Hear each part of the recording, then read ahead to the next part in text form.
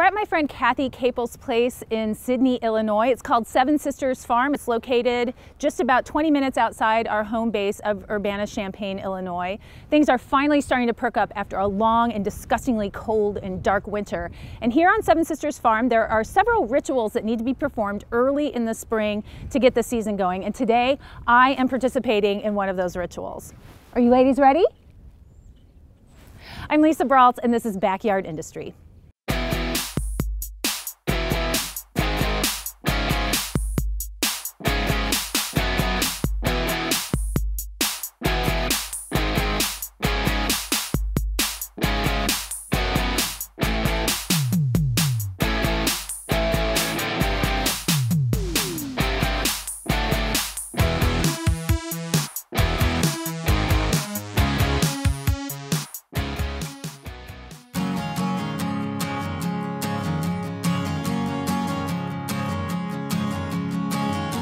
I'm Cathe Capel, and this is Seven Sisters Farm. It's a farmstead that was founded probably in 1850. It was deeded to the West family by the railroad. The West family owned the farm, this portion of the farm, until I bought it in 2008. The house was built in between 1893 and 1895 with bricks from a brickyard that the West family ran that was just north of the house. They were farmers, but they also cleared land and were contractors. I think there are a few buildings in some of the smaller villages around that they built at one time. Today we were shearing my sheep. I raise a rare breed. It's originally a British breed. They have long, lustrous, coarse wool.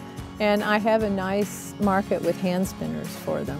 And I really love sheep. I'm really enthusiastic about them. And I want people who are considering sheep to be comfortable with them and to be comfortable with wooled sheep. Wool sheep have a better flavor in the meat, and fiber's important. It's another marketing niche, but the niche is out there. There are a lot of hand spinners who are more than willing to buy fleeces that have been well cared for. Most of the people here have sheep or are interested in getting sheep and just wanted to know more about shearing. In my average daily life, I have a lot of connections with people that are interested in sheep and shearing and local foods, and I emailed a group of people that I thought might be interested, or people that have told me in the past that, sometime when you're shearing, give me a call, I'd love to help. So I gathered a group together, and first I fed everyone lunch, because it is appropriate when you ask people to come work for free that you feed them. Just a really nice meal traditionally goes with doing chores at a farm. And everybody responded, and I think we had a great day. Harold is a legend in Illinois, I think. He's sheared sheep. Well, I would be misspeaking if I guessed his age, but he's retired from shearing now, and his son shears. But at one time, he sheared most of the sheep in Illinois.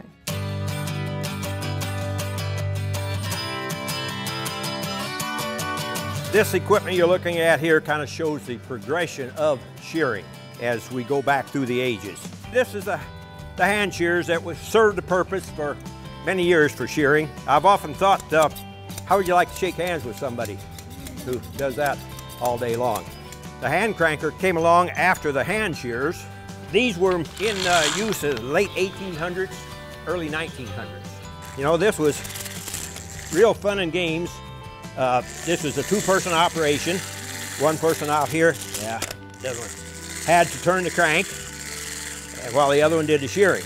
And actually preferably need a speed at least like that. So can you imagine shearing all day long, having to turn the crank?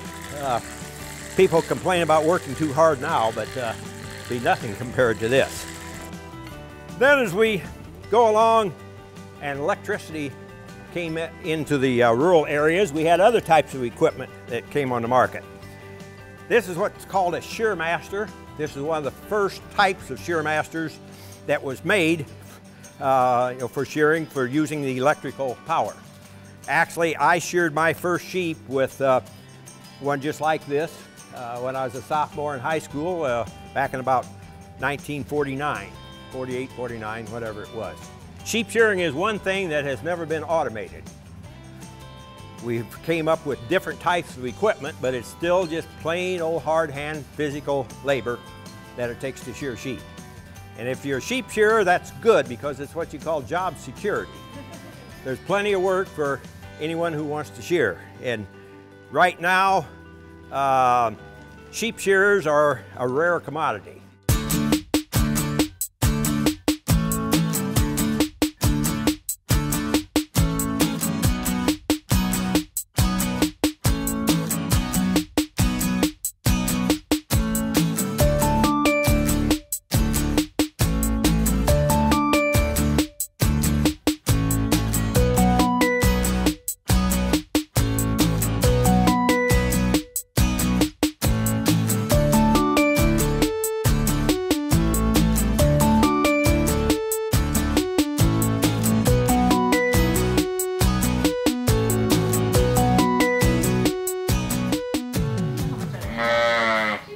My interest in farming is that I really believe in local food. I wasn't raised on a farm, but through college I came to know more about industrial food versus local food, and I really believe in it.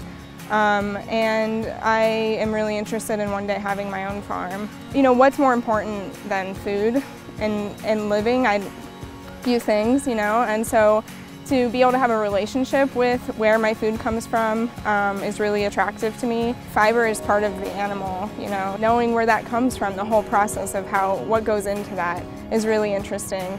Were you scared? Yes, I was totally nervous because I didn't want to nick or cut the animal. I've shown about 900,000. 900,000. Over a 50-year period. Almost a million sheep. Yeah, 100,000 short, but that's the way it's always going to be. All right, high five. High five, good job. All right. Thank you. Okay.